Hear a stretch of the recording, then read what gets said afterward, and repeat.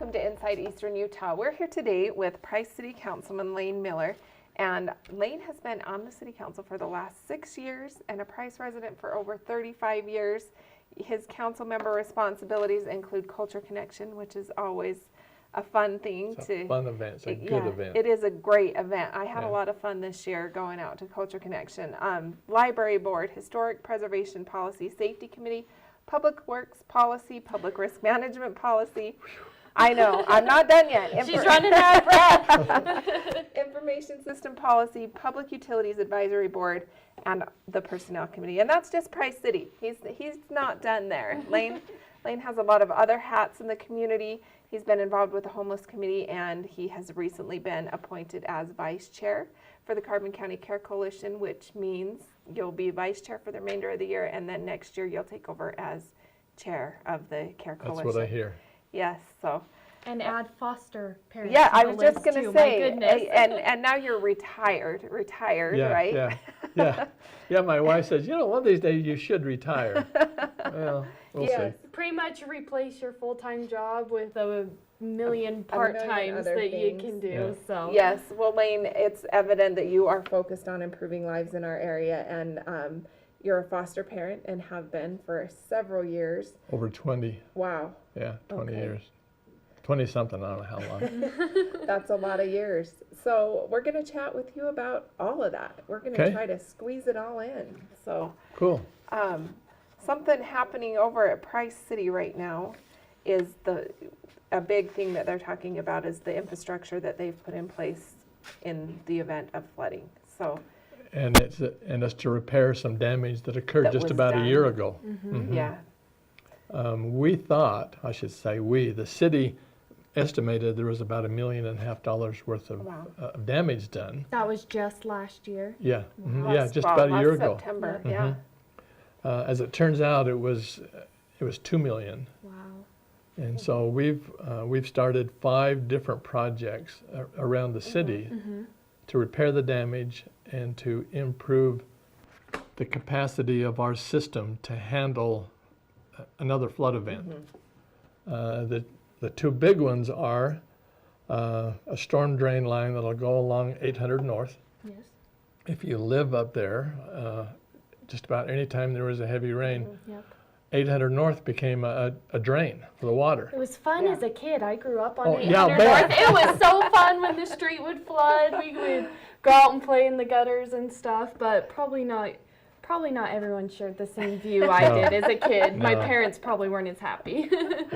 We have a good friend that lives there, and I remember 2 times a year ago, she called. One, it was a panicky phone call about 10:30. Layne, I don't know what to do, and so we rounded up the foster boys and everybody else went down and laid sandbags. And Yeah. but there will be a water line that'll run from Meads Wash west to about 7th East. Part of that line will be 4 feet tall, and then it'll go to a 3-foot line. And so all the water as it comes out of the storage pond up there, it'll all go underground now, clear to Meads Wash.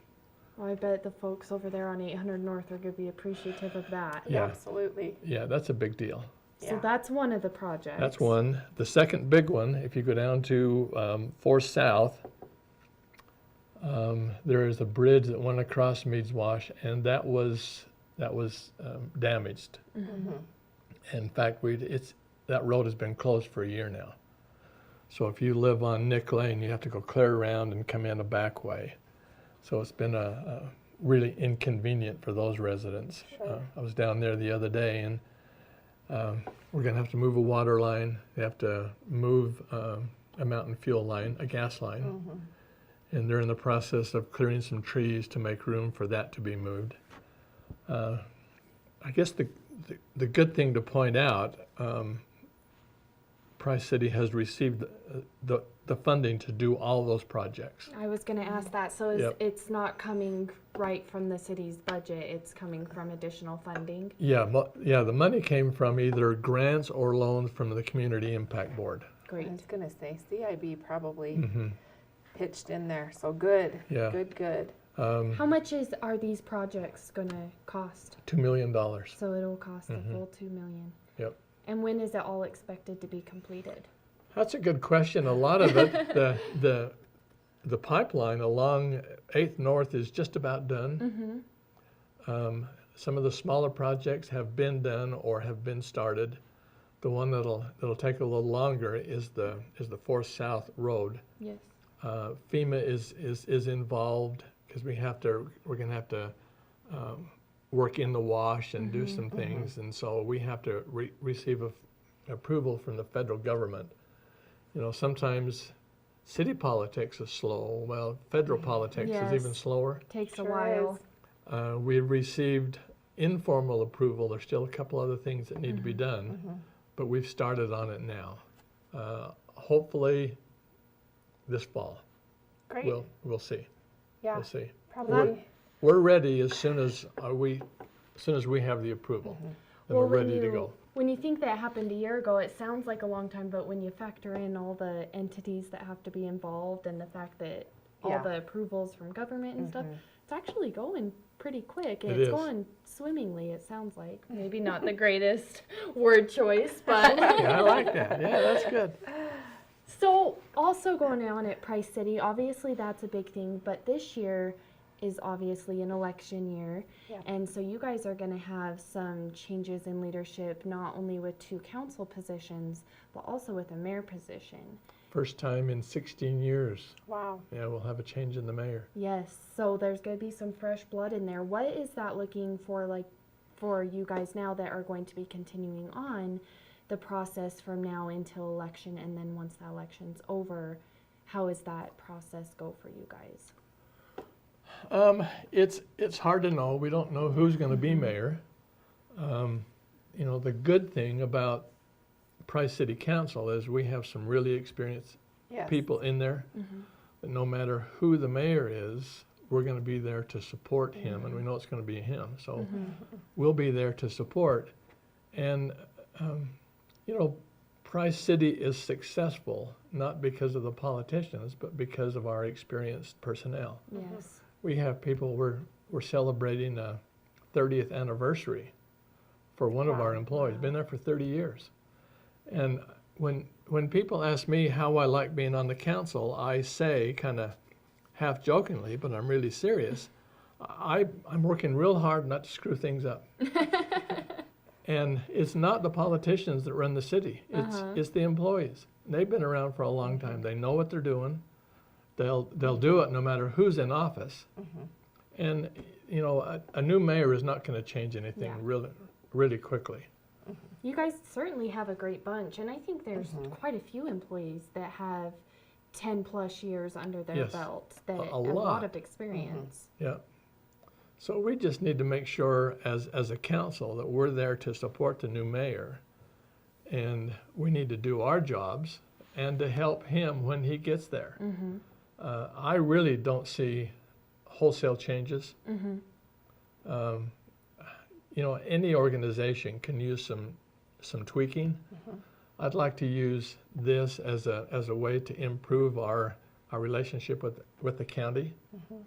I see this as a fresh start, and you can apply that to anything. Yeah. Anything can be improved.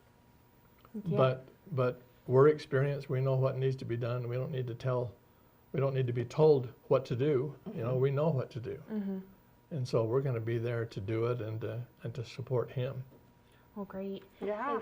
So while we talk about that, and you mentioned a lot of the employees being there for so long, what has that translated into the economic condition of Price City? Obviously, having that stability in the workforce helps the city immensely in working with the economic progression you guys are looking for.